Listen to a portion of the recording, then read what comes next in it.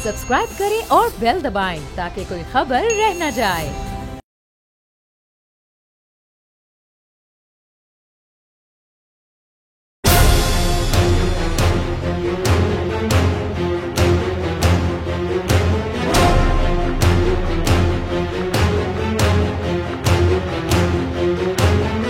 क्या रहमान भोला और जुबैर चरिया खुद से ऑटोमेटिकली उठकर चले गए थे बत्ता लेने के लिए? तो किसी ने तो कहा होगा जी। तो जिन लोगों ने कहा उनका नाम क्यों नहीं आया इसमें? आया ना नाम। किसका नाम है? हमाद सिद्दीकी वगैरह कहाँ हैं? अच्छा, हमाद सिद्दीकी कहाँ है? बताए ना, रियासत बताए। मैं तो आपसे पूछ रहा हूँ, आपके साथ थे पुराने? नहीं, अब वो एमक्यूएम में तो नहीं है ना बहुत सारे लोग। मात को तो मेरे आपसे राब्ते में है वैसे? नहीं, मेरे तो कभी इत्तेफाक से इसको 2013 ही नहीं पार्टी से निकाल दिया गया था ना। रहमान भोला और जुबैर चरिया को आप नहीं जानते? मैंने नहीं, लेकिन इसका मतलब नहीं कि एमक्यूएम नहीं जानते। सर वो सेक्टर इंचार्ज, अगर वो सेक्टर से रिलेटेड लोग थे तो होंगे तो सही ना एमक्यूएम? मैं इसी गोले की एमक्यूएम में होंगे ना सर? मैं ये कह रहा हूँ इस एमक्यूएम में, तो मैं ये भी नहीं कह रहा हूँ आपके प्रोग्राम के जरिए कि जो फैसला आया है ये गलत आया है। मैं ये नहीं बोल रहा हूँ ऐसा ठीक है। नहीं, ये ठीक भी नहीं करार दे रहा मैं। देखिए मैं अच्छा, ऐसा ठीक भी नहीं है, गलत भी नहीं है, तो फिर क्या है? तो मैं बता रहा हूँ अभी तक का जो फैसला है एटीसी का, उससे ये बात तो तय होती है कि आग लगी नहीं थी, लगाई गई है। एमक्यूएम बड़ी तगड़ी थी इस वक्त, तो उसने इन्फ्लुएंस किया होगा। तो मैं ये कहूँ एमक्यूएम मुखालिफ ताकतें इस वक्त बड़ी तगड़ी थी, तो इन्होंने इन्फ्लुएंस किया होगा। उस फाइंडिंग को देखा जाए तो फिर उस वक्त की जो एमक्यूएम थी, इसका मतलब है कि उस वक्त की एमक्यूएम का कोई मिलिटेंट विंग था। आज की जो फैसले हुए हैं जी, आज के फैसले के मुताबिक बिल्कुल इसका मतलब उसका मिलिटेंट विंग था। आपकी नॉलेज में है ऐसा कुछ कि उस वक्त की एमक्यूएम में मिलिटेंट विंग था कोई? अगर था तो गलत था जी। एमक्यूएम को किसी मिलिटेंट विंग की जरूरत नहीं होनी चाहिए थी। और भत्ता भी नहीं लिया जाता था? नहीं। अच्छा, भत्ता लिया जा सकता होगा। देखिए यार, भत्ते और चंदे में सिर्फ रवैये का तो फर्क है। अब क्या ये एमक्यूएम की पॉलिसी थी भत्ता लिया जाए? तो मैं समझता हूँ अगर ऐसी पॉलिसी थी, बड़े नालायक लोग थे एमक्यूएम के। कहीं ना कहीं तबाही की जिम्मेदारी एमक्यूएम के कंधे पर है। वो मुझे ढूंढ के देती थी। एमक्यूएम ने अपने अंदर से कुछ लोगों के बारे में लगा उनको, या उनको शिकायतें मिली कि गड़बड़ कर रहे हैं, आपने निकाल दिया। वो निकल गए क्या? उनको सबको जमा करके हकीकी बनी या नहीं बनी? तो तबाही की जिम्मेदारी आप मुझ पर डालेंगे? फिर चाइना कटिंग में कोई भी शामिल हो, गलत हो। मैं उनकी बात कर रहा हूँ जो उधर बैठे हैं, जो लंदन में बैठे हैं, मैं उनकी बात कर रहा हूँ। मैं उनका ही बता रहा हूँ ना। Let's talk about now. क्या आज की एमक्यूएम या एमक्यूएम पाकिस्तान जो है, इसका कोई मिलिटेंट विंग है? नहीं, इसका दिल चाहे भी तो नहीं हो सकता इस वक्त। Good evening, welcome to national debate. Karachi Pakistan की मईशत की शहरग है।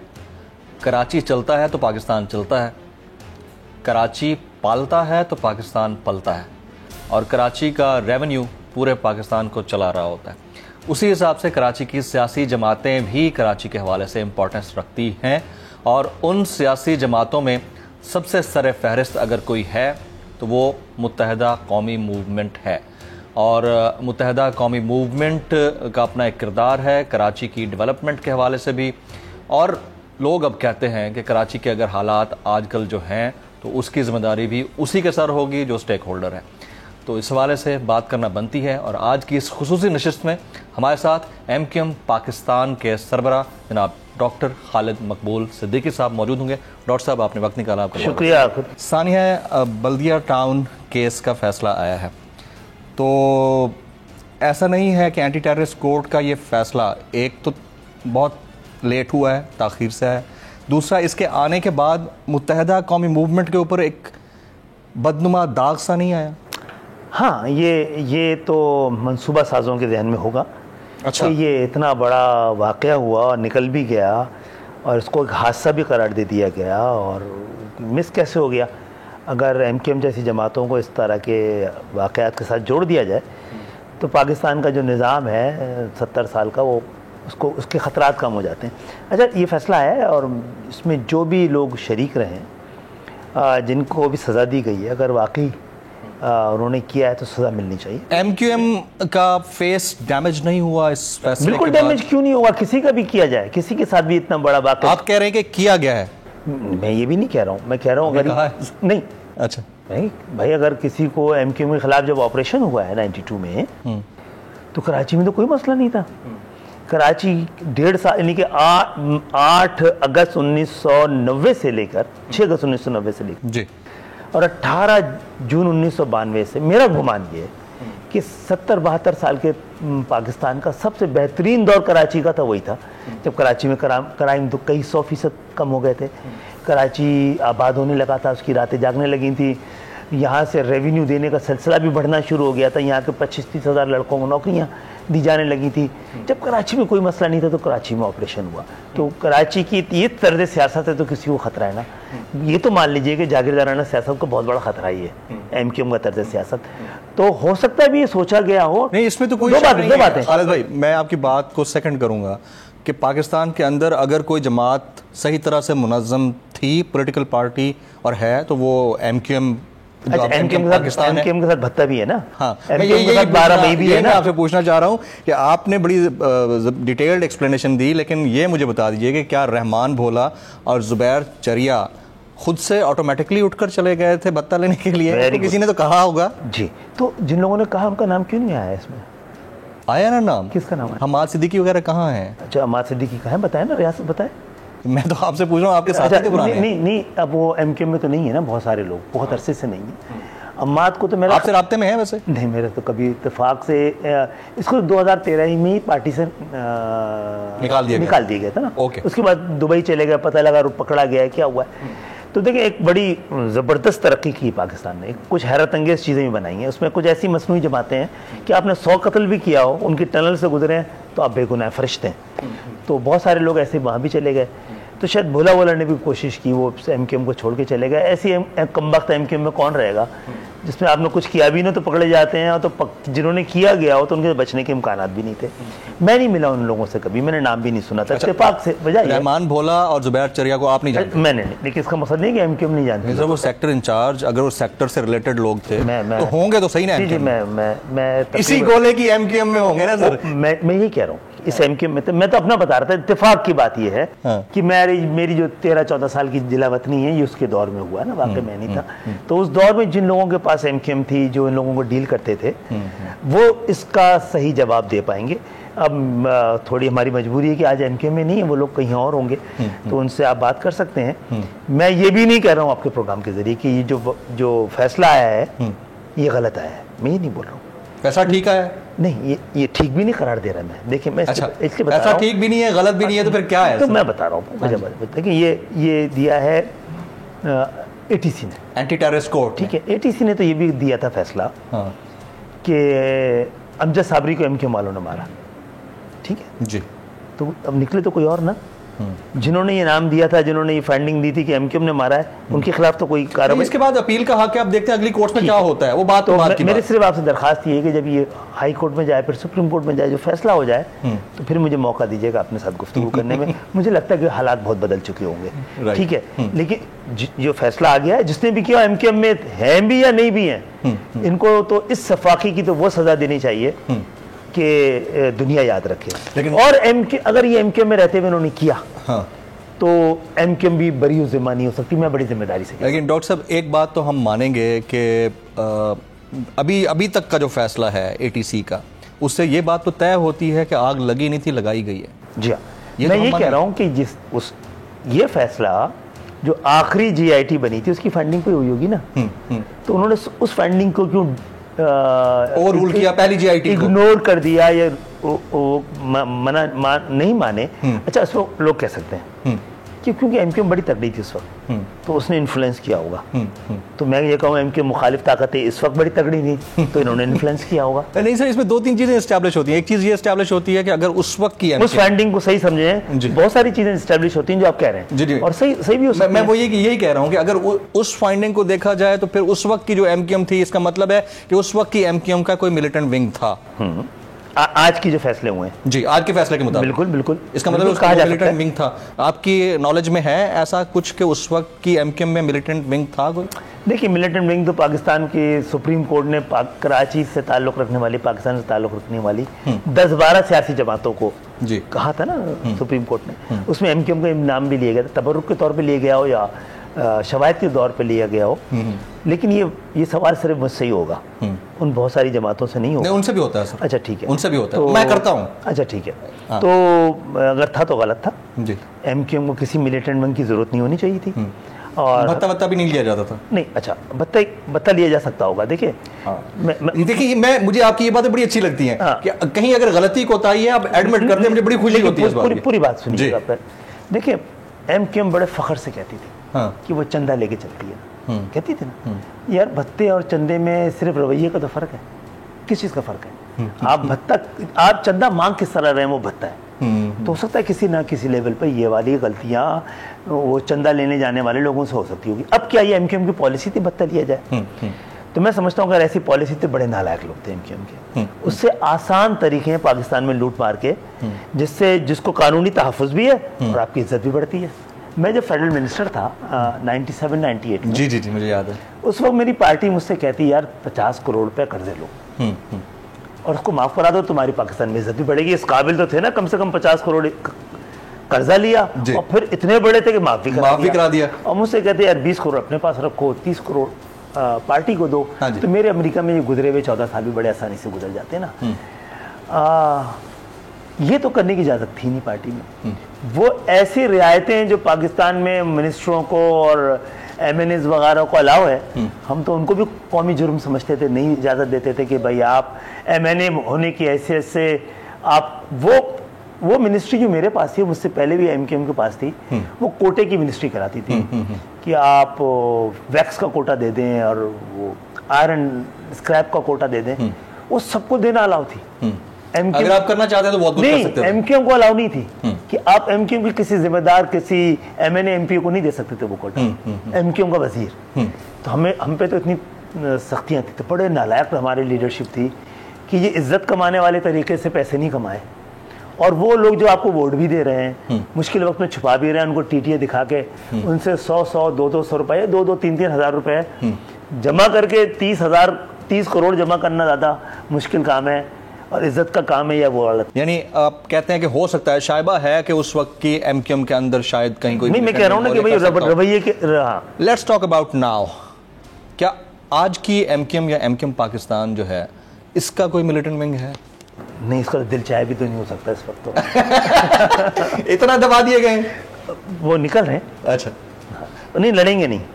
और अभी 2 प्रोग्रामों में बोल चुका हूँ। अच्छा, ये तो सबने देखने ना, लड़ना जानते हैं। हाँ। लेकिन लड़ेंगे नहीं। अच्छा, दूसरी बात ये है कि ये तो कम से कम नहीं होने देंगे, किसी भी ऐसे मंसूबे का हिस्सा नहीं बनेंगे, शिकार नहीं होंगे जिसमें अपने लोगों को मारे भी, मारने वाला भी अब वही हाथ हो, मरने वाला भी। यानी जितना इस्तेमाल होना था हो चुके, अब शायद इस्तेमाल ना हो। हाँ, बहुत सारी गलतियां तो पाकिस्तान की मोहब्बत में ही कर गए यार। अच्छा, और उन गलतियों का क्या जिसमें दुश्मन मुल्क की मोहब्बत का दोहरावा किया जाता है वहाँ बैठ कर लंदन में? नहीं, वो देखें, ये शायद कंडेमेबल है या नहीं है? नहीं, बिल्कुल इसकी इजाज़त नहीं होनी चाहिए, ना काबिल बर्दाश्त है, काबिल मजम्मत है और उस पर तो इससे आगे जाके होना चाहिए। नहीं, सारे लोगों को कैफरे किरदार तक पहुँचना चाहिए। अब मेरी बात जी प्लीज, ऐसी जो मिलती जुलती बातें हैं जो की वजह से ये 22 अगस्त हुआ जी, पाकिस्तान के खिलाफ एक नारा लगाया गया और उसकी हुर्मत पूरी तंजीम खड़ी हो गई अपने बानी लीडर के खिलाफ। जी। देखिए, आपने सुना होगा कि पाकिस्तान के ऐवानों में भी इससे मिलते जुलते नारे लगते रहे। किसी की जमात ने अपने लीडर को और बानी लीडर को उससे लाताल्लुक ऐसा नहीं हुआ ना। मैंने अपनी आंखों से फर्स्ट टाइम देखा है। तो इसको किसी ने एमक्यूएम के क्रेडिट में डाला है कि एक जमात पूरी खड़ी। आप बोलेंगे खौफ की वजह से हो गया है?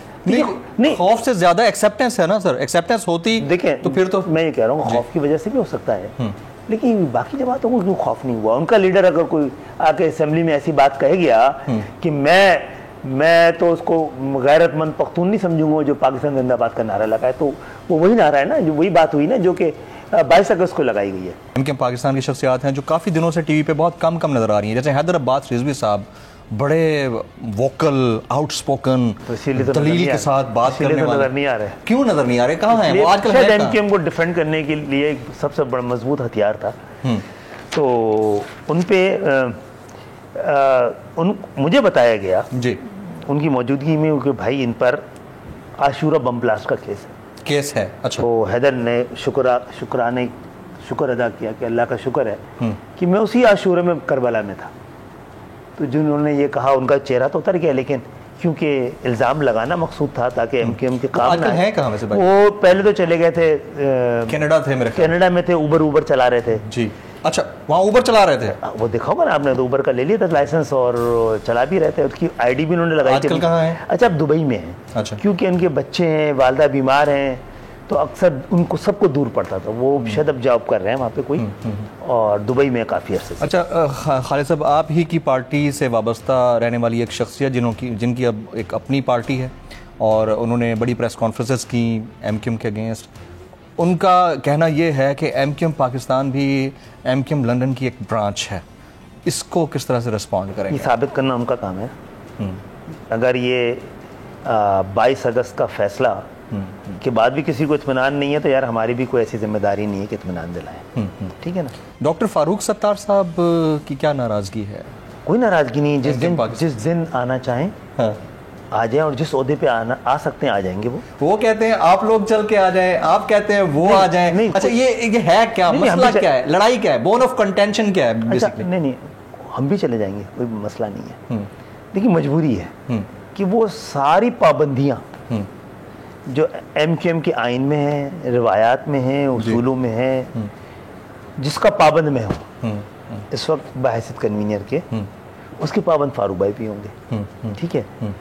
लेकिन हम में से कोई आदमी भी अपने आप को अगर किसी पार्टी या मुल्क के आइन, रिवायात और से बुलंद समझेगा, तो ये फिर मिडिल क्लास की नहीं हुई, तो जागीरदारों। कहने का मतलब है कि वो इस तरह से बिहेव करते हैं? नहीं, मैं तो कह रहा हूँ कि आ जाएं भाई, और बड़ी इज्जत से आएँ। नहीं, मेरा आपके जवाब में से सवाल निकल आया, मेरा इसका जवाब जरूर दें। नहीं, मैं क्या कहीं ऐसा कुछ शायबा है कि वो इस तरह से बिहेव करते हैं कि अगर अपने आप को रूल से ऊपर समझते हैं जो आप लोगों ने डिवाइस किया है? मैं अगर आज एक कन्वीनियर के हैसियत से अपने किसी दोस्त को ले आऊँगा पार्टी में जी, आउट ऑफ द वे, और फिर चाहूँगा कि वो तमाम पार्टी की रिवायत से अलग हटके बड़ी सी बड़ी पोस्ट पे आ जाए। तिसौरी साहब की बात कर रहे हैं ना? इस तरह कोई भी। जी, मैं समझ गया। तो कोई भी उनकी बात नहीं कर रहा, तो मेरी पार्टी भी मुझे फारूक सत्तार की तरह बाहर निकाल देगी। और ऐसी पार्टी की, एमक्यूएम के लिए दुआ करें कि ये पार्टी अच्छी रहे, शख्सियात के बजाय उसूलों पे कायम रहे। और शख्सियात देखें, अल्लाह का शुक्र है, एमक्यूएम एक और चीज़ साबित कर रही है कि लीडरों की तकसीम होने से, चेहरों की तकसीम होने से तहरीकें तकसीम नहीं होती हैं। वोट बैंक इंटैक्ट है, कारकुनों की 90% तादाद अगर इंटैक्ट है, तो पार्टी तकसीम नहीं हुई है, बल्कि उसमें से कुछ लोग निकल गए। जो मैं कहता था, आपको लगता है कि वोट बैंक इंटैक्ट है? जनाब, कम से कम जो लोग कम हुए हैं, पार्टी पीटीआई बड़ी सीटें ले गई है सर यहाँ से। हाँ, ठीक है। अगर पीटीआई को यकीन आ जाए तो आपको भी यकीन आ जाना चाहिए तो कि वो वाकई जीत गई है।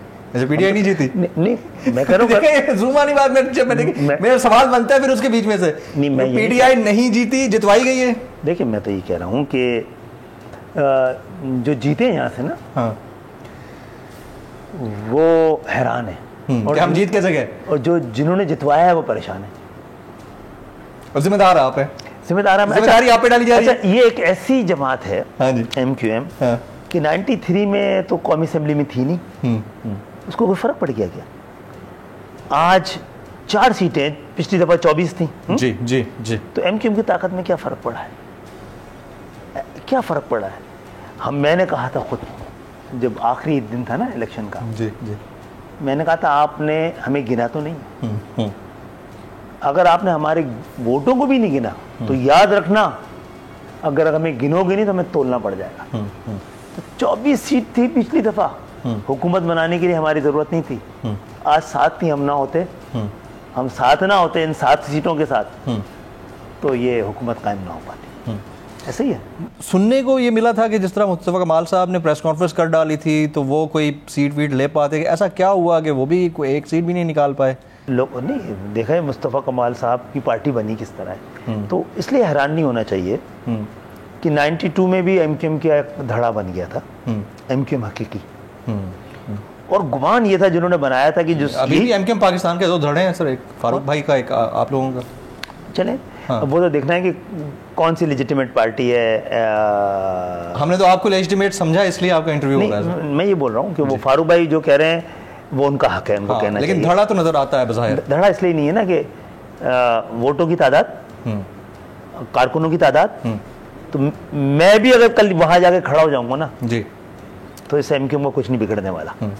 ठीक है, मैं जो आपको बता रहा था, उस जमाने में जो लोग उनको लगता था मंसूबा साजों को, या जिन्होंने हकीकी बनाने में फैसिलिटेट किया, अगर ये लोग एमक्यू में ना हो तो ये एमक्यू में गई तो बना दी गई थी। बनाया नहीं गया था, पूरा पाला गया था, ताकत दी गई थी, असला दिया गया था।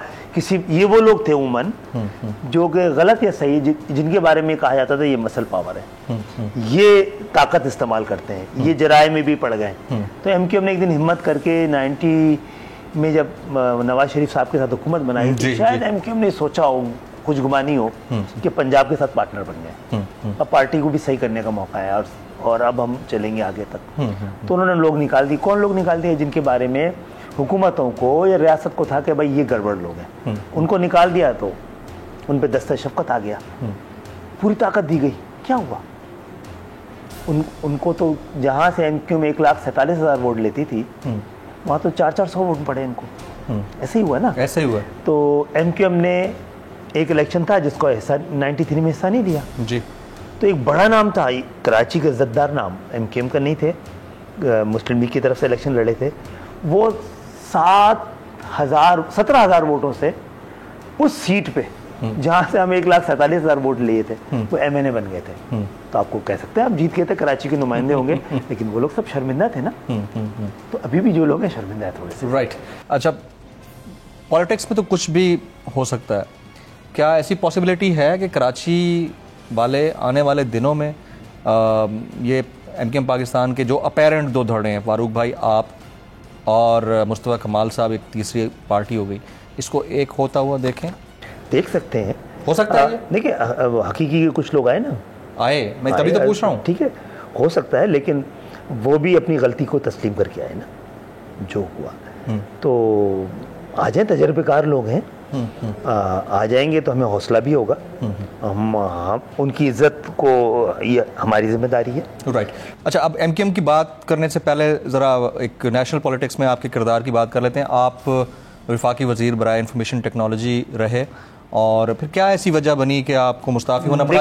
उधर से ऑर्डर्स ऐसे है कि आपको छोड़ना है या नहीं? आपने नहीं, उस पर तो बड़ी नाराज़गियाँ हुई हैं। अच्छा, छोड़ने पे वजह क्या बनी? दो वजूहत हैं। एक तो जिस जिम्मेदारी पे मैं हूँ, मुझे तो वजीर बनना ही नहीं चाहिए था। आपकी टीम का कोई बंदा होना चाहिए। तो नाम ही अमीन भाई का दिया गया था और डिप्टी इकबाल का नाम दिया था हमने। तो जिस दिन ये कैबिनेट का, यानी कि जिस दिन हलफ उठाना था, उस दिन एक दिन पहले टीवी पे चलने लगा कि भाई मेरा नाम वजीर के तौर पे। तो मैंने कहा कि वो यूजुअल सस्पेक्ट समझ रहे होंगे, मुझे पहले भी वजीर रहा हूँ और ज़्यादा नोन नाम हूँ, पार्टी सरबराह हूँ। अचानक पता चला कि वाकई आपका नाम। जो एमक्यूएम में जो लोग एमक्यूएम को जानते हैं उनको हैरान हो रहे होंगे कि एमक्यूएम को सरबराह ने क्या हरकत कर दी कि खुद ही वजीर बनने चला गया।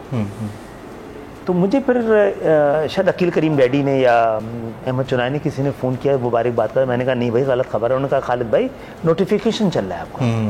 तो फिर मैंने जहांगीर तरीन को फ़ोन किया, मैंने कहा ये क्या है, आपने तो मुझे एम्बैरस कर दिया, पार्टी ने मुझे नाम लेके भेजे हुए हैं दो जिनकी नाम देने। उन्होंने कहा नहीं खालिद भाई, ये तो हमने साजिश की है पीटीआई ने आपके साथ, अब आपने अपना नाम वापस नहीं लेना है। सुबह था 9 बजे हलफ, 10 बजे जी मैं नाराज़ हो गई, कराची वापस आ गया। तो जितनी देर में मैं जहाज़ में था तो एमक्यूएम बैठ गई।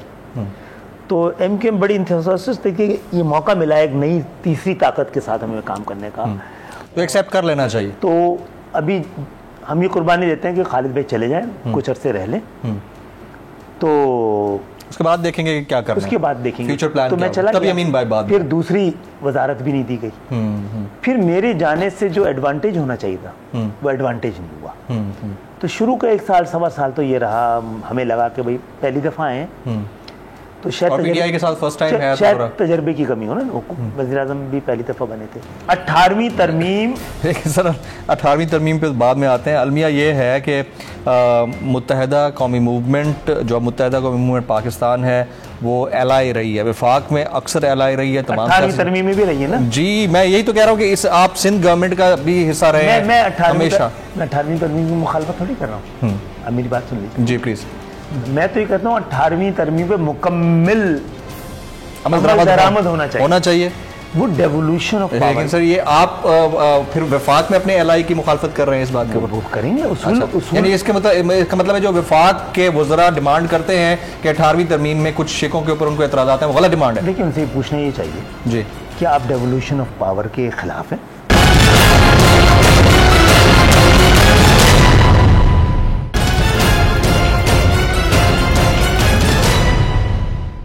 Welcome back. बहुत कम ऐसा होता है कि मैं सियासतदानों को इतने मुदब्बराना अंदाज में जवाब देते हुए देखता हूँ, और एमक्यूएम पाकिस्तान की एक जो टोन सेट की हुई है दुनिया ने खामखा की, उससे हटकर जिस तरह से जवाब मुझे मिल रहे हैं, मुझे तो बड़ा इत्मीनान मिला है। गुफ्तगू के सिलसिले को आगे बढ़ाते हैं। एक तरफ दूसरा गुमान ये भी आता था, इसमें ज़्यादातर लोग तो वो हैं, उनको तो बहुत तजर्बा है, कई सियासी जमातों का तजर्बा है, कई हुकूमतों का तजर्बा है। जी जी।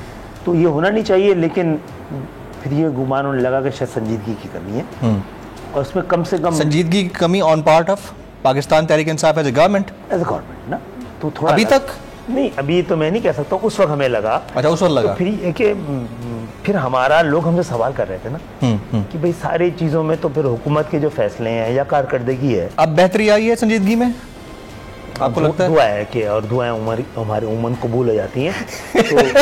तो बड़ा ज़ुबानी जवाब दिया आपने। आप ना सवालों को घुमाने में एक्सपर्टीज रखते हैं। आपको एक बात बताऊं, मुझे ये बताएंगे, अब आपको लग रहा है कि अब संजीदा है पाकिस्तान तहरीक इंसाफ? अगर हुकूमत चलाने में संजीदा होगी तो बेहतरी की आपको नताइज भी नजर आने होगी, होना चाहिए। ये जुमले तो हम सुनते आ रहे हैं। मैं तो आपसे एज एन एलाय अमीन भाई मुतमईन है कि बहुत सारी चीज़ों को समझ भी आ रहे हैं और काम भी हो रही है। आपने बीच में लेकिन ये था कि ये डर था कि लोग कहते हैं कि भाई आप कैबिनेट में बैठे हुए हैं और यहाँ के छोटे छोटे मसले भी हल नहीं हो रहे हैं। जी जी। तो हम निकल गए थे, बड़ी नाराजगी हुई थी, हरसिम से हुई थी डॉक्टर साहब, और आपने बीच में मशरूत कर दिया था मेरी दोबारा हुकूमत में ज्वाइन करने से, मेरी ज्वाइन करने पे, लेकिन पार्टी ने समझाया। बीच में आपने नाम लिया जहांगीर खान तरीन साहब का।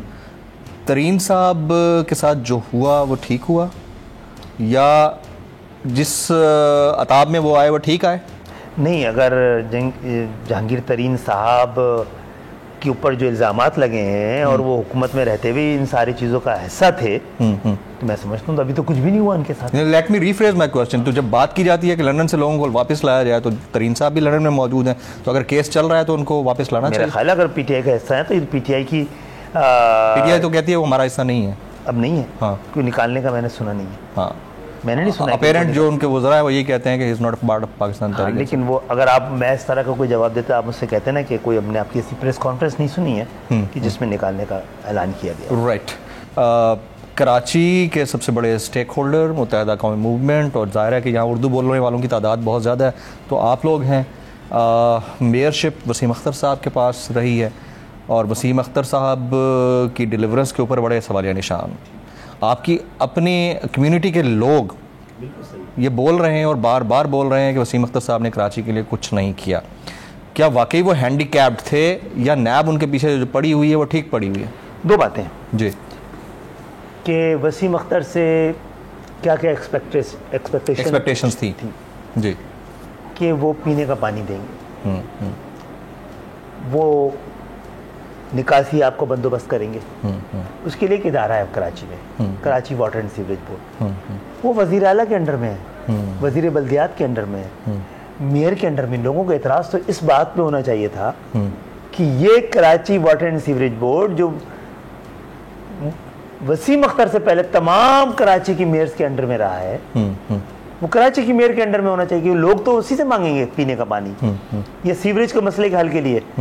तो मेयर कराची ये कर नहीं सकता था। फिर कचरा उठाना, तो जो कराची सॉलिड वेस्ट मैनेजमेंट थी वो सिंध सॉलिड वेस्ट मैनेजमेंट बन गई, सिंध सॉलिड वेस्ट मैनेजमेंट बन गई जी, जो कि वजीर बल्दियात इसके अंडर में थे। मेयर कराची तो अगर कचरा कहीं का उठाता तो उसकी एफआईआर भी कर सकती थी। ठीक है, तो आप मेयर से और किस चीज़ का एक्सपेक्ट कर रहे थे, क्या करे? उसके पास जो वसाइल सिंध गवर्नमेंट देती थी, कहते हैं कि वसाइल थे और ग्रांट्स आई हैं, ग्रांट्स के नाम पर बातें चल रही हैं कि वर्ल्ड बैंक की तरफ से और इधर उधर से बहुत। क्या वसीम अख्तर के पास आई हैं या सिंध हुकूमत के पास आई हैं? ये आप क्लैरिफाई करें, मैं आपसे। जी नहीं, कोई ग्रांट वसीम अख्तर को नहीं मिली है। यानी कि इवन वो जो हम फेडरल गवर्नमेंट से मांग रहे थे वो भी वसीम अख्तर को नहीं मिली, रुक गई ना। कि तो बहरहाल ये आप कह सकते हैं कि जितने भी इख्तियार थे वो सही और इस्तेमाल नहीं, नहीं। अगर तो आप कुछ कर नहीं सकते थे तो आपको फिर मेयरशिप ली क्यों आपने? हाँ जी, इतना टाइम आपने क्यों गुजारा है एज ए मेयर? गुजारा है मेरे भाई। इस वक्त अदालत में 140A लेके गया, बस मेयर लेके गया है। और अगर मेयर भी हमारा नहीं होता तो मुकम्मल तौर पे अभी जो 23 तारीख को कल जो सुप्रीम कोर्ट में अदालत 140A को सुनने जा रही है, अगर वहां से फैसला मजबूत आ गया तो कराची के सारे मसले हल हो जाने हैं। मुतालबों की जरूरत नहीं पड़ेगी, अदालत की जरूरत पड़ गई। अदालत की जरूरत क्यों पड़ गई कि देखें 18वीं तरमीम में एक आर्टिकल 140A भी है जी जी। क्या कोई महज़ब कौम और जमहूरी अदवार में ये मुमकिन है कि आप आइन के वो शिकें जो आपको सूट करती हैं उस पर तो अमल करें और जो शिकें हम सूट नहीं करती उस पर अमल ना करें। 18वीं तरमीम, लेकिन सर 18वीं तरमीम पे बाद में आते हैं। अलमिया ये है कि मुत्तहदा कौमी मूवमेंट, जो मुत्तहदा कौमी मूवमेंट पाकिस्तान है, वो एलाई रही है, वफाक में अक्सर एलाई रही है, तमाम 18वीं तरमीम में भी रही है ना जी। मैं यही तो कह रहा हूँ कि इस आप सिंध गवर्नमेंट का भी हिस्सा रहे हैं। मैं हमेशा 18वीं तरमीम की मुखालफत थोड़ी कर रहा हूँ। अब मेरी बात सुन लीजिए जी प्लीज। मैं तो ये कहता हूँ 18वीं तरमीम पे मुकम्मल अमल दरामद होना चाहिए। वो डेवोल्यूशन ऑफ पावर। लेकिन सर ये आप फिर वफाक में अपने एलआई की मुखालफत कर रहे हैं इस बात के ऊपर? करेंगे यानी इसका मतलब है जो वफाक के वज़रा डिमांड करते हैं कि 18वीं तरमीम में कुछ शिकों के ऊपर उनको एतराज़ात हैं, वो गलत डिमांड है। देखिए उनसे पूछना ये चाहिए जी, क्या आप डेवोल्यूशन ऑफ पावर के खिलाफ हैं? क्या आप आम पाकिस्तानी को खुद मुख्तार नहीं बनाना चाहते, बाइख्तियार नहीं बनाना चाहते? वफाक के बाइख्तियार होना चाहिए, सूबाई हुकूमत के पास होना चाहिए। सबसे ज़रूरी है पाकिस्तान के आम पाकिस्तानी बाइख्तियार हो और पकड़ सके। 18वीं तरमीम में 2 मरहले थे ना, कि वफाक से कुछ चीज़ें और कुछ सब्जेक्ट लेकर सूबों को दिए जाए और सूबों से कुछ सब्जेक्ट और कुछ वसाइल लेकर थर्ड टियर ऑफ गवर्नमेंट को दिया जाए, जो बुनियादी हुकूमत कहलाती है, जो कि आम पाकिस्तानियों से ताल्लुक़ है, नालियों का, गलियों का, मोहल्लों का, सड़कों का। तो वफाक से तो सूबों में आ गई, सूबे इसके बजाय से सूबा, इसके बजाय वहां से 25 सब्जेक्ट आ गए तो आपको 15 नीचे भेजने थे सूबाई के। आपने तो वो एक भी सारे डिपार्टमेंट लिए नहीं, एक भी नीचे छोड़ दें आप। हाँ। जो नीचे थे वो भी ऊपर ले लिए। तो इनके खिलाफ तो कंटेंट ऑफ कोर्ट होना चाहिए था। ये जो छोटे तो आप जाए ना फिर तो गए हुए ना। अच्छा, अब हमें ये नहीं पता कि वो कौन से हाथ हैं जिन्होंने ये 2 साल इंतजार करवाया आर्टिकल 140A पर। पहला 4 साल से हम कराची पैकेज वफाक में आपके अलाई पाकिस्तान तहरीक इंसाफ, फेडरल गवर्नमेंट उनके पास है, एक मिनिस्ट्री आपके पास है, आपके लोग बैठे हैं वहाँ पर। कराची पैकेज का अनाउंसमेंट हुआ है। आपको क्या लगता है कि उसकी जो डिस्ट्रीब्यूशन होगी, अभी तो सिर्फ बातें हैं, अभी तो पता नहीं है कि किस तरह से इम्प्लीमेंट होगा। Are you guys satisfied on the Karachi package initiative? Prime minister पहले सब पूछा था जब 1100 अरब रुपए का आया था जी, तो मैंने कहा मुझे उम्मीद बहुत है लेकिन कम वक्त यकीन नहीं आता है। और वजह इसलिए आया था, कई ये बात आपने डायरेक्ट पीएम साहब से की है? उनसे भी की है। उनसे भी की है जी जी। अच्छा, आपकी मुलाकात हुई थी ना उससे पहले? हाँ, उसके बाद भी हुई है। और वजह ये कि ऐलानात कई बार हुए हैं, इम्प्लीमेंट नहीं हो सका है। तो इम्प्लीमेंट तो अभी भी नहीं। कोई 8वीं बार ऐलान हो रहा है ये? अच्छा, मुख्तलिफ जमातों के वो सारे जितने ऐलानात थे वो सब जमा हो गए इस दफा। और जो कराची 1100 अरब दिए जा रहे हैं ना, जो 3 साल में कराची में लगे जी जी, उस वक्त तक कराची तकरीबन 9,000 अरब जमा करा चुका होगा, रेवेन्यू दे चुका होगा। तो ये तो कोई रकम ही नहीं हुई कराची के लिए। फिर इसमें इस बात की एहतियात की गई, कौमी इत्तेफाक राय था, मैं बताऊँ कि एमकेएम की बल्दिया कम वक्त चली जाए तो फिर फंड आए। अच्छा, इसमें 2 खदशे हो सकते हैं कि यहाँ करप्शन हो सकती थी तो इस बल्दिया को ना दी जाए। तो उन्होंने महफूज हाथों में दी है, जिनका 11 साल 13 साल कर रही का 13 साल का जिनका रिकॉर्ड है ना, सिंध गवर्नमेंट को दी है कि वो अपने एडमिनिस्ट्रेटर से के जरिए चलवाएं, जो बेचारे एडमिनिस्ट्रेटर। लेकिन ये कहा जा रहा है कि एनसीओसी तर्ज की कोई कमेटी बना के उसके बाद उसको इस तरह से डिस्ट्रीब्यूट किया जाएगा जिसके ऊपर चेक रखा जा सके। अगर ऐसा कुछ हो जाता है तो ज्यादा बेहतर नहीं? मेरे भाई, ये कमेटियों से नहीं, कमिटमेंट से काम होते हैं दुनिया में। कमिटमेंट नज़र आना चाहिए। कमेटियाँ नहीं, कितनी कमेटियाँ बनेंगी, कौन कौन सी बनेंगी, कमिटमेंट नज़र आएगा तो सली हो जाएगी। इंतज़ार करते हैं। तय ये हुआ था कि कराची की बल्दिया को देंगे, उनको पता है कि ज़रूरत कहाँ पर है और कैसे है, और सियासी ज़रूरत ये थी कि इनके बाद दिया जाए, कहीं एमक्यूएम के खाते में ना चले जाए। मेरे यार एमक्यूएम को समझने की कोशिश करो। दिन में कोई 12-15 घंटे बिजली शॉर्टेज मैं खुद अपनी आंखों से विटनेस कर रहा हूँ कि इलेक्ट्रिक बतौर इदारा, जब तक आप लोग ठीक ठाक पावर में रहे, अब भी पावर में हैं, पब्लिक सारी आपकी बात सुनती है, ठीक है, आप उस इदारे को क्यों नहीं बतौर पार्टी शटअप कॉल दिलवाते उनसे जो रिस्पॉन्सिबल हैं, जो बैठे? शटअप कॉल ही तो दहशतगर्दी कहलाती है, ठीक है, ये शटअप कॉल तो दहशतगर्दी कहलाती रही है। अवाम के लिए खड़े हुए हैं ना, रोडों पे आते हैं, ये तो दहशतगर्दी के शिकों में एमक्यूएम के शामिल हुई हैं। कौन बदमाश आपको नजर आया? आईनी रास्ता भी तो है ना सर। आईनी रास्ता आपके विफाक की अलामत बैठे हैं यहाँ पर, गवर्नर उनसे बात करें, उन्हें कहें कि यार उनको कहें कि क्यों इतना जुल्म हो रहा है कराची के अवाम के साथ। देखिए ये तो हम तो बुनियादों को तलाश करें जी। पूरे पाकिस्तान में वापदा है ना जी, कराची में क्यों नहीं?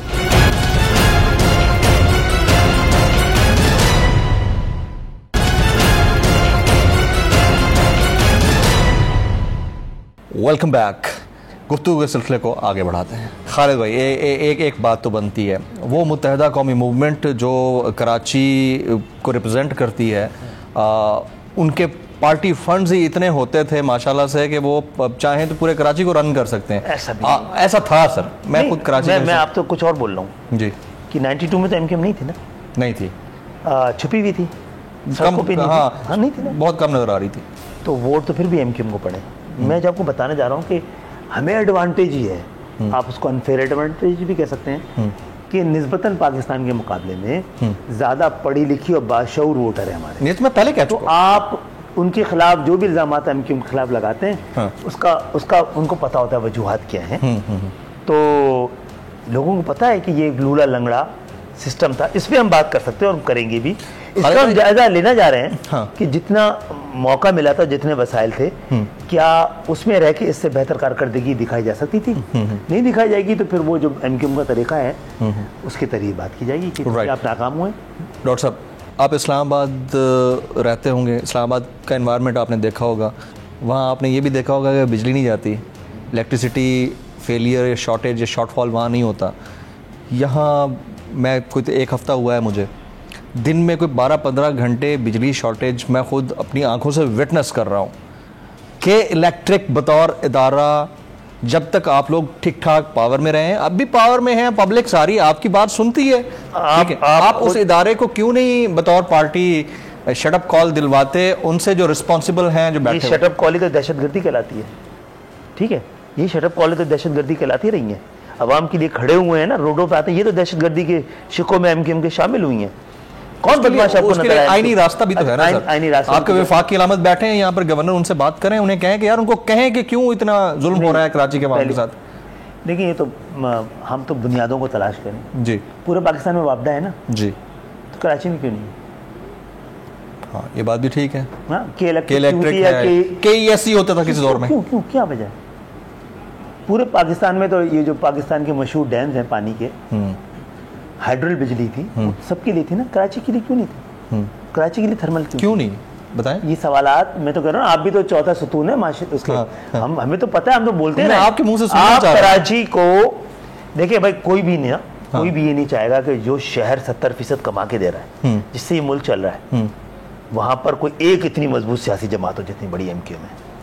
वो सब की कोशिश और मंसूबा ये होता है कि यहाँ का मैंडेट डिवाइडेड हो, जैसे कि एमक्यूएम से पहले था, क्योंकि मैंडेट डिवाइड था, एक दूसरे के खिलाफ थे, तो कभी इस जानिब बात ही नहीं की। पार्टी के ऊपर खुद कुछ हमला तो आपके अपने लोगों ने किया है, मसलन मुस्तफा कमाल साहब ने की है ना प्रेस कॉन्फ्रेंस, ठीक है, नहीं तो फिर आप वो लंदन में बैठ के जो कुछ हुआ वो भी आपके हमारे सामने। आपको पार्टी तो पावरफुल थी नहीं, मैं बता रहा हूँ, पार्टी तो आप लोग पावरफुल थे। मैं ये बता रहा हूँ आपको कि पावरफुल क्यों हुए ऑपरेशन के बावजूद। मैं एमक्यूएम के कारकुनों से भी पूछ रहा था जी जी कि 92 में आपके खिलाफ ऑपरेशन हुआ, इतनी सी एमक्यूएम, इतना बड़ा ऑपरेशन, आपके सारे दफातर छीन लिए गए, जिन्होंने दफातर पर कब्जा किया था वो भी मौजूद थे, वो घरों में भी घुसते थे, हजारों साथी भी मारे गए, आपके पास नौकरियां भी थी नहीं थी, नौकरियों से आपको निकाल भी दिया गया, आपने तमाम अजियतें और परेशानियां झेलनी 4 साल तक। जब अक्टूबर या नवंबर 6 में ये ऑपरेशन ख़त्म हुआ है, तो उससे निकल के एमक्यूएम कमज़ोर हुई है, मजबूत हुई, सबने कहा मजबूत हुई, ठीक है। फिर बहिश्त का दरवाज़ा, आपको लगता है कि अब फिर उसी तरह से मजबूत होगी? आप ये कहना चाह रहे हैं? मैं बता रहा हूँ, फिर बहिश्त का दरवाज़ा खुल गया 2002 को, मुशर्रफ साहब आ गए। बहस तो थी सर एमक्यूएम के लिए, मुक्के तभी तो लहराए गए थे सर। बता रहा हूँ ना कि वसाइल की कमी थी, नहीं थी ना, वसाइल की कमी थी, कभी नहीं थी, इक़्तिदार की कमी थी, आप लोग बिल्कुल पैरेलल चल रहे थे, ताकत की कमी नहीं थी ना, नहीं थी। उससे निकल के एमक्यूएम कमजोर हुई, मजबूत हुई, कमजोर हुई। तो एमक्यूएम को समझने की कोशिश करे ना कि ऐसे मजे से एमक्यूएम मजबूत नहीं होती, ये इतना बाशऊर यहाँ का वोटर है। But sir every day is not a Friday, ठीक है, ये भी तो मसला है ना सोसाइटी का। मतलब अब सोचने की बात है कि दो बातें, बहुत अच्छा सवाल है, मैं शुरू से आज नहीं कह रहा हूँ, 20-30 साल से कह रहा हूँ, वो ये है कि इंशाअल्लाह एमक्यूएम को एमक्यूएम से बेहतर लोग आके रिप्लेस करेंगे। सीरियसली पाक कराची की आवाम ने हमारा ठेका नहीं लिया हुआ है कि हम तबाही मचाते रहे, हमें वोट देते रहे। भाई कोई लाने तो दो ना यार, किसी जेन्युइन, आप मसनूई इस तरह की लीडर एमक्यूएम के निकाले हुए कचरों से रोशनी करने की कोशिश करेंगे तो नहीं हल निकलेगा। आप जेन्युइनली यहाँ से लोगों को निकलने देते, जो हमसे बेहतर लीडरशिप को, हमसे बेहतर लोग होंगे शायद हमारे, जो है एमक्यूएम में नहीं है।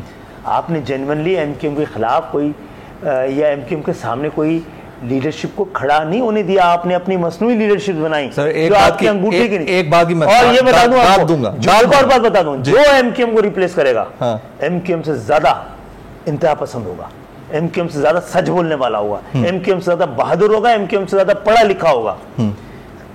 इस ऐवानों में एमक्यूएम से ज्यादा पढ़ी लिखी लीडरशिप नहीं गई है, इसमें तो कोई शक नहीं है, we admit that, every Pakistani admits that. फिर भी दुनिया से पूछती थी भाई आप पढ़े लिखे लोगों को ऐवानों में कहीं ना कहीं तबाही की जिम्मेदारी एमक्यूएम के कंधे पर है, वो मुझे ढूंढ के दे दीजिए। अपने अंदर से कुछ लोगों के बारे में लगा उनको, या उनको शिकायतें मिली कि गड़बड़ कर रहे हैं, आपने निकाल दिया, वो निकल गए क्या? उनको सबको जमा करके हकीकी बनी या नहीं बनी? तो तबाही की जिम्मेदारी आप मुझ पर डालेंगे। फिर चाइना कटिंग में कोई भी शामिल हो, गलत हो, सही मैं उनकी बात कर रहा हूँ जो उधर बैठे हैं, जो लंदन में बैठे हैं, मैं उनकी बात कर रहा हूँ, मैं उनका ही बता रहा हूँ ना जी, कि इन लोगों को 2013 में निकाल दिया गया, जमा कर लिए गए ना, बन गई ना। तो एमक्यूएम में अगर जो लोग गलत थे या गुमान था कि गलत है, तो उनको निकाला गया, तो कहीं ना कहीं से दस्त से शफकत आ गया ना। एक बात। अच्छा, दूसरी बात, उन्होंने जो किया और जो वो करते रहे उसी को तो भुगत रहे हम लोग आज। मैं यही तो कह रहा हूँ सर, उनको एक जिम्मेदार लीडरशिप के तौर पे आना चाहिए था ना। वो उन्होंने अपनी जो हालत कर ली थी, और तो वो सब हमारे लिए एम्बैरेसिंग थी। हम भी इंतजार कर रहे थे, हम कहते हैं ना उनसे, क्योंकि वो बानी लीडर कहलाते थे, तो हमारी इस पार्टी में लोगों ने देखा ना कि उनसे मोहब्बत अकीदत के दर्जे पे थी, जो कि आजकल मैं लोगों को कहता हूँ ये मत होने देना, आप रिस्पेक्ट रखना, मोहब्बत रखना, अकीदत मत रखना अपनी लीडरशिप के साथ। तो भुगता है ना, उन्होंने भी भुगता, हमने भी भुगता ना। उन्होंने टेकन फॉर ग्रांटेड ले ली थी कुछ चीजों को, मैं यही चीज कह रहा था। उनकी जिम्मेदारी थी कि अपनी चीजों को, क्योंकि लीडर हैं आप, सबसे ज्यादा जिम्मेदारी आप पे, अपनी बहुत सारी चीजों को आपको दुरुस्त रखना चाहिए था। सिर्फ अच्छा रहना नहीं चाहिए था, अच्छा नजर भी आना चाहिए था। तो दोनों जिम्मेदारियां उन्होंने जब पूरी नहीं की, अगर जिम्मेदारी, ये बात तो तय हो गई ना कि अच्छा नजर आते रहे, अच्छा रहते तो रिजल्ट बहुत बेहतर होते हैं। दोनों चीजें, मुझे मुझे बात सुन के बड़ा अच्छा लगा। मैंने दोनों चीजें बोली हैं, दोनों चीजें, कि अगर ये गुमान कर लिया जाए कि वो अच्छे हैं जी, तो फिर अच्छे नजर क्यों नहीं आ रहे? Absolutely right. अच्छा, नेशनल पॉलिटिक्स में अब आपके सामने है ऑल पार्टीज कॉन्फ्रेंस, और पूछना बड़ा ज़रूरी है क्योंकि आप एक पार्ट हैं, आप पाकिस्तान की तीसरी चौथी पावरफुल पार्टी हैं और एलाए हैं ज़ाहिर है गवर्नमेंट के। APC से जो चीज़ें निकल के सामने आई हैं, इन फ्यूचर इसमें से कुछ निकलता हुआ नज़र आ रहा है? मेरा ख्याल है, देखें, इस तरह की APCs और इस तरह का लबो लहजा, इसमें पाकिस्तान हमेशा दबाव में आता रहा है। अच्छा, ठीक है। ये जब करप्शन का मामला आया तो हमें पता लगा कि दो बड़े लीडरों ने अरबों डॉलर लूटे। अब होते होते वो तोशा खाने की गाड़ियों तक बात आकर रुक गई। तो कोई ना कोई, कहीं ना कहीं तो कमियां खामियां एहतसाब करने वालों के अंदर भी ये वो हुक्मरान तबका जो मुख्तलिफ जमातों में बटा हुआ है, उन्हीं के लिए हक हुक्मरानी को माना जाता है। कॉम्प्रोमाइज होती हैं चीजें, वही पलट के आते हैं। पाकिस्तान की तकदीर उस वक्त तक तब्दील नहीं हो सकती जब मैं और आप मिलकर क्या ऐसे अवान का ख्वाब देखें तो गुनाह होगा जिसमें किसानों की नुमाइंदगी किसान कर रहा हो, जागीरदार ना कर रहा हूँ, एब्सोल्युटली राइट। और मजदूर की नुमाइंदगी मजदूर कर रहा हो, कारखानादार ना कर रहा हूँ। क्या वहाँ पे आम आवाम बैठी है या खानदान बैठे हुए? ये सवाल बड़ा इंपॉर्टेंट है। एक लेबलिंग हो जाती है किसी भी पार्टी पे, उस लेबल को हटाने के लिए आपके ऊपर एक मुत्तहदा कौमी मूवमेंट पाकिस्तान का नाम इस लिहाज से पूरे पाकिस्तान के लोगों के दिलों में है कि आपने मिडिल क्लास लोगों को ऊपर लाने की पूरी कोशिश की, मिडिल क्लास पढ़ा लिखा तबका ऐवानों में पहुंचाया, जिस भी लैंग्वेज में उनसे बात करा लें वो बात करने की जुर्रत और सलाहियत रखते हैं, अशार बुलवा लें वो अशार पढ़ने और बोलने की सलाहियत रखते हैं। क्या आप लोग अब यंग जनरेशन के ऊपर इस अंदाज से काम कर रहे हैं कि वो उसी तरह की मिडिल क्लास को रिप्रेजेंट करते हुए दोबारा से ऐवानों में एक नए अंदाज से बैठे? अच्छा, मैं शायद जिस चेयर पे बैठा हूँ उसकी वजह से मुझ में ये परेशानी, मुझे तो खुश गुमानी है कि शायद वो MQM जिसको लोग याद रखते हैं उससे एक मजबूत MQM हमारे अंदर पल रही है माशाल्लाह। और लेकिन उसको मौका दिया जाना चाहिए। MQM आज हुकूमत में है ना, तो उसके ऑफिसेज बंद है, पीपल्स पार्टी के ऑफिसेज बंद हैं क्या आजकल? नो। ये बताइए कि जब मुशर्रफ साहब के दौर में डायरेक्ट कन्फ्रंटेशन हुआ chief of the army staff का वजीर आजम के साथ, वजीर आजम पकड़े गए ना, तो क्या मॉडल टाउन में घर घर तलाशियां हुई हैं? गुलबर्ग में छापे पड़े, गली गली हिसार और मोहल्ला मोहल्ला बाढ़ हुआ है? तो हम तो अभी भी जो हमारे साथ हुकूमत में रह के सलूक है वो अपोजिशन के साथ नहीं है। पीपल्स पार्टी के लोग आए हैं क्या, या मुस्लिम लीग नून के लोग आए हैं, या NP के लोग आए हैं? आपके 200-250 लोग आए हैं ना हुकूमत में रहते, तो खतरा है ना। कुछ लोग देखें, मुझे लगता है कि अवाम से ज़्यादा निज़ाम के मुहाफिज हैं, उनको निज़ाम से जो खतरा होता है वो दहशतगर्द नजर आता है। लेकिन सर इसमें एक चीज़ मैं ऐड करना चाहूँगा, जिस तरह आपने मॉडल टाउन की बात की, गुलबर्ग की बात की, या दीगर इलाकों की बात की, वो आन की आन में बिल्कुल बंद नहीं हो जाते सिवाय ग्लू बट वाले वाक़े के। मेरी जो ऑब्जर्वेशन है वहाँ के, यहाँ की ऑब्जर्वेशन पाकिस्तान के इस सियासत जिसका के अंदाज गुल्लू बट और किरदार ऐन अली हो, इससे क्या एक्सपेक्ट करें? डॉक्टर खालिद मकबूल सिद्दीकी साहब, सर आपने हमारे लिए वक्त निकाला, आपका बहुत बहुत शुक्रिया। थैंक यू, बहुत शुक्रिया।